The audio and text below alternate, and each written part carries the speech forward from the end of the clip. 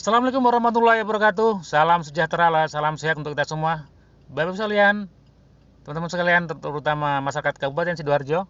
Perkenalkan, saya Sutunganto dari komunitas BOS Indonesia, penggiat Germas Sejahtera. Germas Gerakan Masyarakat Hidup Sehat sesuai dengan Inpres nomor 1 tahun 2017. Kemudian juga penggiat dari kesadaran politik masyarakat Indonesia, Garuda Politik Indonesia.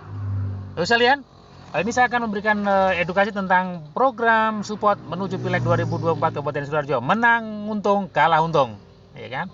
Kolaborasi win-win solution, menang untung, kalah untung. Saya menarik, ya kan? Di dalam pilihan legislatif tentu ada risiko menang, risiko kalah. Dan kita sekalian sebagai konsisten, kita sadar politik, kita harus juga siap kalah, siap menang, ya kan? Kalau kita hanya siap menang nggak siap kalah, nah ini yang jadi masalah. Jadi tapi gimana kita kalahnya aja masih untung. Ini benar ya Bapak sekalian. Ya. Bapak sekalian, kita belajar dari filosofi orang Jepang. Orang Jepang itu kalau perang prinsipnya adalah berani mati.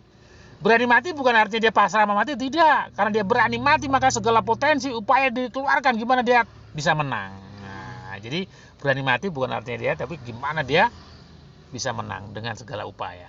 Jadi menarik. Jadi menang untung, kalah untung. Oke Bapak sekalian. Nah, pemerintah Kabupaten Sidoarjo, kalau kita bicara peran Kabupaten Sidoarjo adalah bicara 18 kecamatan, kemudian 322 desa, 31 kelurahan, 2014 RW dan 8.467 RT, ya kan, dengan jumlah penduduk data 2019 adalah 2,2 juta penduduk. Luar biasa ya Kabupaten Sidoarjo. Oke, lanjut. Nah, DPRD Kabupaten Sidoarjo, ya kan? 50 kursi dengan 6 daerah pilihan dengan APBD 2019 4,8 triliun. Ya, cukup besar juga ya. Oke, lanjut. Nah, dasar hukum pileg. Nah, ini menarik. Ya kan? Nah, Bapak sekalian, ketika bicara pilihan legislatif tentu dasar hukumnya adalah undang-undang. Kita kalau pileg 2019 dasarnya Undang-Undang Nomor 7 tahun 2017 tentang pemilihan umum. Ada kurang lebih 5 poinnya. Adalah 1, pemilihan sistem pemilu, sistem proporsional terbuka, ambang batas pencalonan presiden 20,25%, ambang batas parlemen 4%, metode konversi suara caleg murni, alokasi kursi per dapil 3-10. Ini adalah Undang-Undang Nomor 7 tahun 2017. Lanjut. Nah, kenapa kita harus peduli politik, Bapak sekalian? Ini menarik. Kenapa kita harus peduli politik? Nah, ini ada salah satu tokoh nasional Turki, ya, Mehmet Erbakan, dia seorang insinyur, seorang akademisi, ya kan, seangkatan Pak Habibie beliau. Nah, dia punya jargon, orang Islam yang tidak peduli politik akan dipimpin oleh politikus yang tidak peduli pada Islam. Padahal Turki ini 98% penduduknya Muslim, persentasenya lebih besar dibandingkan Indonesia yang 86%. Tapi kenapa? Karena di Turki adalah memisahkan antara agama dan kekuasaan, ya, disebut dengan sekuler, ya kan, dia sekuler ya ini, ya. Nah, bagus sekalian. Makanya kadang-kadang kita di lapangan juga ketemu kadang-kadang dengan Pak Ustadz, Pak Sulun jangan ngomong politik lah, politik itu kejam, politik itu kotor dan sebagainya. Saya kira belum paham aja. Kita perlu edukasi. Makanya kadang-kadang kita ada guyonan edukasi juga kepada Pak Ustadz, kadang tokoh-tokoh agama. Pak Ustadz, di dalam Islam itu jangankan urusan pemerintahan, urusan bisnis, urusan hubungan antar masyarakat. Kencing aja ada aturannya, ada adabnya. Jadi kita harus nggak boleh sepotong-potong di dalam Islam, harus kafah. Nah, jadi kita apalagi urusan politik kita harus paham dan harus mulai peduli, ya kan? Jadi mulai sekarang kita harus mulai peduli dengan politik, ya kan? Makanya saya katakan marbot itu boleh nggak dibayar oleh negara lewat APBD APBN? Ya boleh aja ketika legislatifnya ketok palu kan, ya? Tentu legislatif yang memahami konstituennya dan masyarakatnya. Oke, lanjut.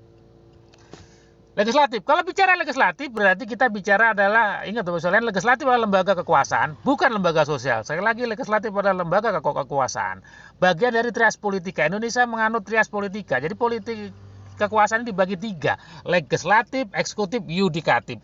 Kalau bicara legislatif berarti kita bicara MPR, DPD, RI, DPR RI, DPRD provinsi dan DPRD kabupaten kota. Dengan fungsi legislatif, pertama fungsi regulasi membuat undang-undang perda, fungsi penganggaran budgeting dan fungsi kontrol atau pengawasan. Oke, lanjut. Nah, hal-hal penting di dalam pileg misalnya ada 8 hal penting. Yang pertama adalah undang-undang pemilu selalu berubah setiap 5 tahun. Makanya kita harus memahaminya karena itu sebagai dasar strategi kita di lapangan.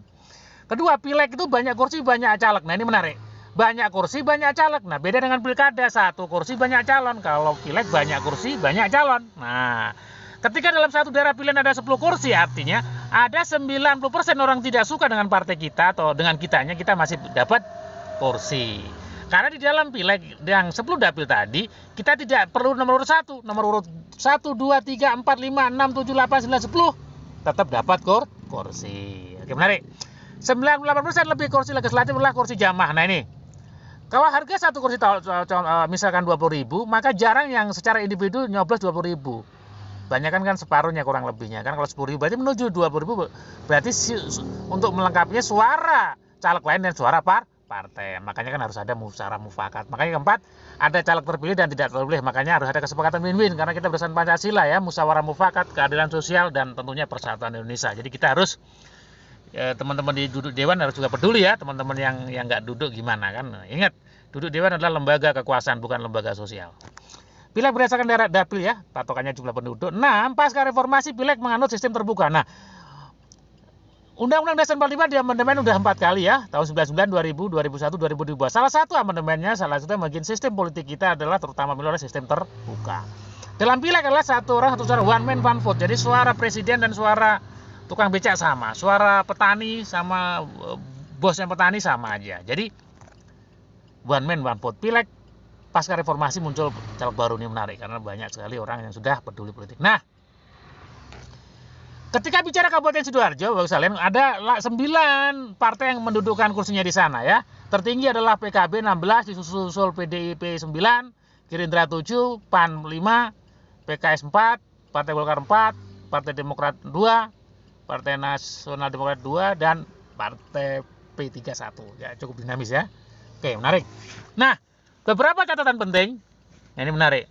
Nah, ya, di radar ya kan, Surabaya ini pendatang baru kalahkan incumbent. PKB Gerindra pasang target tinggi. Jadi memang luar biasa, ini banyak juga incumbent yang nggak duduk ya di Sidoarjo, ini menarik. Jadi sangat dinamis. Nah, suara terbanyak PKB mempertahankan suara pileg 2000. Jadi dia suara 2014 menang, 2019 menang lagi ya. 46% anggota legislatif wajah baru. Jadi hampir separuh wajah baru. Artinya apa? Petahana tidak begitu mudah mempertahankan kursinya. Jadi begitu dinamis ini. Jadi teman-teman yang sekarang yang nggak jadi bisa ikutan lagi karena sangat dinamis ya. Dan bahkan ada beberapa wilayah kabupaten kota yang 70% legislatifnya adalah wajah baru. Jadi memang dinamis ya politik Indonesia pasca reformasi. Nah, harga kursi 20.000 ya. Harga kursi pengertiannya adalah DPT kalikan kehadiran 70% dibagi jumlah kursi. Ya kan? 20.000. Perolehan suara individu tertinggi kurang lebih 17.000. Artinya apa? Menuju 20.000 berarti ada suara penambahnya adalah suara caleg lain dan suara partai. Apalagi yang kurang lebih 3.000-an mendapat kursi. Jadi menuju 20.000-nya tentu suara partai dan suara teman lainnya. Itulah yang saya katakan tadi, harus ada musyawarah mufakat, ada kesepakatan win-win solution ya. Karena duduknya kursinya kursi jamaah. Oke. PKB naik dari 13 ke 16 kursi ya. PAN 5 kursi di 2019 dari 7 berarti turun dia.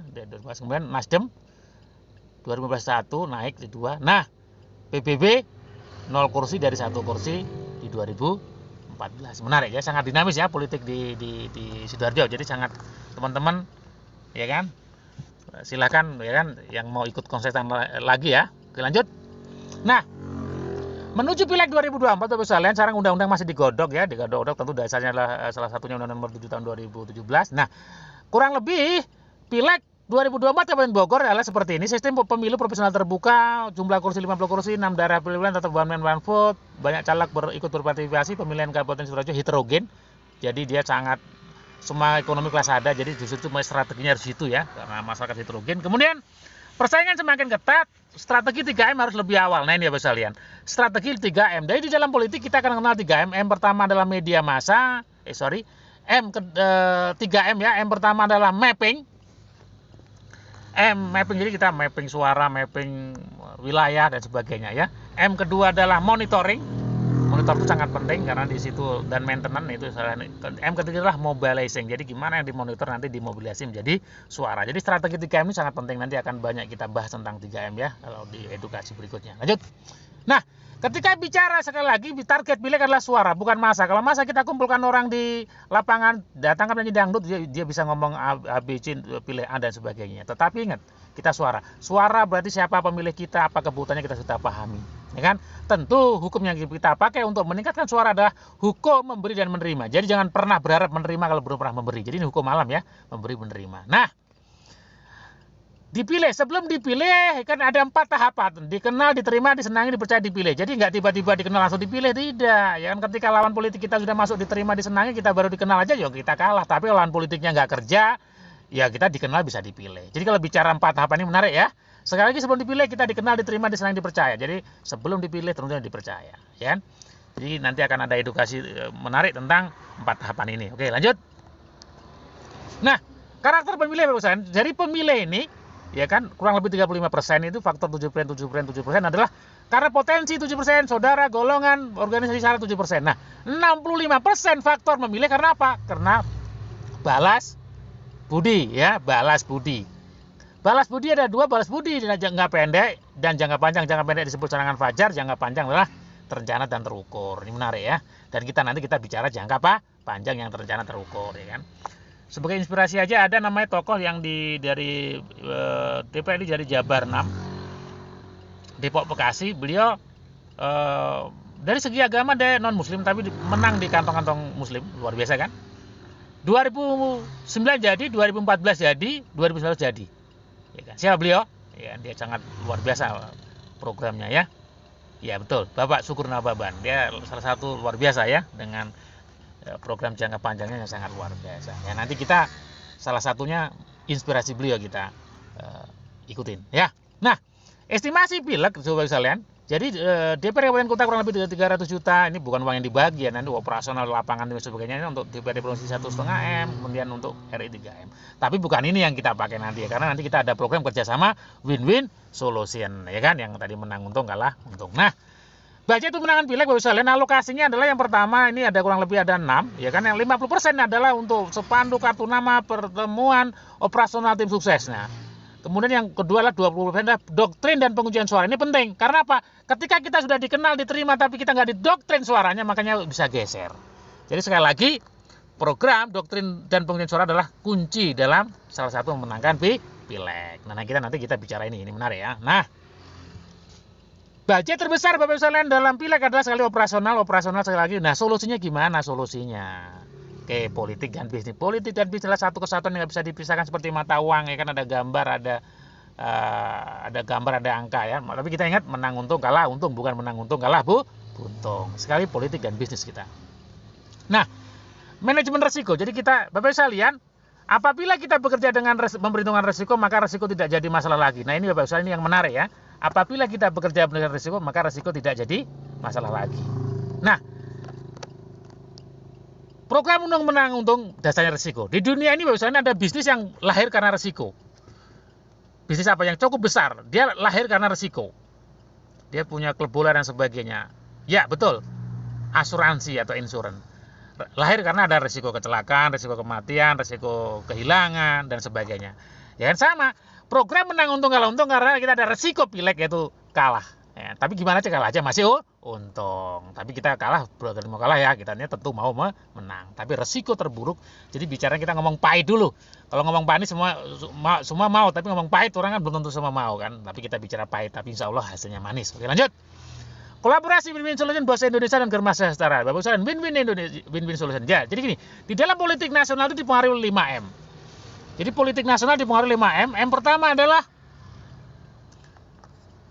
organisasi massa, M kedua adalah media massa, M ketiga adalah mahasiswa, M keempat adalah militer, M kelima adalah money atau pengusaha. Jadi kalau ada 9 naga betul juga ya, karena sekali lagi politik nasional dipengaruhi oleh 5M. M pertama organisasi massa, M kedua media massa, M ketiga mahasiswa, M keempat militer, M kelima